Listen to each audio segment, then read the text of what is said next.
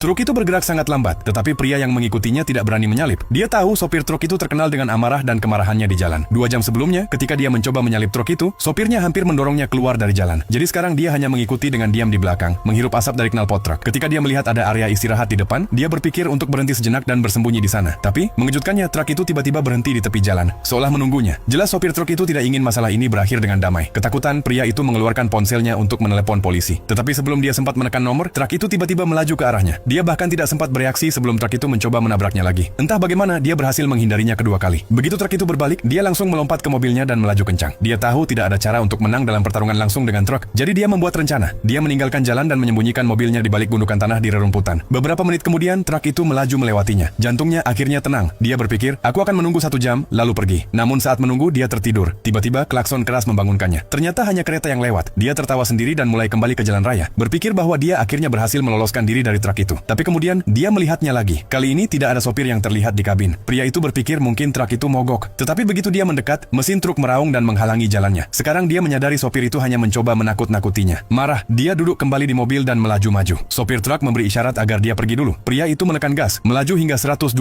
mil per jam. Tetapi secepat apapun dia melaju, truk itu tetap berada tepat di belakangnya. Saat itu dia melihat mobil polisi di depan dan merasa lega. Tetapi truk itu tidak terkendali. Truk itu hampir menabrak kendaraan polisi. Sebuah tikungan muncul dan pria itu cepat berbelok. Jalannya menanjak. Jadi truk melambat karena beratnya yang besar. Akhirnya pria itu bisa bernapas lega. Namun tiba-tiba asap mulai keluar dari mobilnya sendiri dan mobil mulai kehilangan kecepatan. Tetap saja dia berhasil mencapai puncak bukit. Saat menuruni bukit, dia memasukkan gigi netral, membiarkan mobil meluncur dengan sendirinya. Kecepatan terus bertambah, tetapi truk itu juga meluncur menuruni bukit, bahkan lebih cepat. Di bawah ada pagar pengaman. Tidak ada tempat untuk melarikan diri. Truk itu datang langsung ke arahnya. Seperti seorang pria yang menghadapi monster, dia mengambil keputusan. Dia menekan pedal gas dengan koper agar mobil tetap melaju lurus menuju truk dan melompat keluar tepat sebelum tabrakan. Mungkin karena asap dan api, sopir truk tidak melihat apa-apa. Truk itu terjun ke jurang, menabrak dengan suara gemuruh dan berubah menjadi besi tua. Akhirnya, pria itu selamat. Teman-teman, cerita ini mengajarkan kita sebuah pelajaran.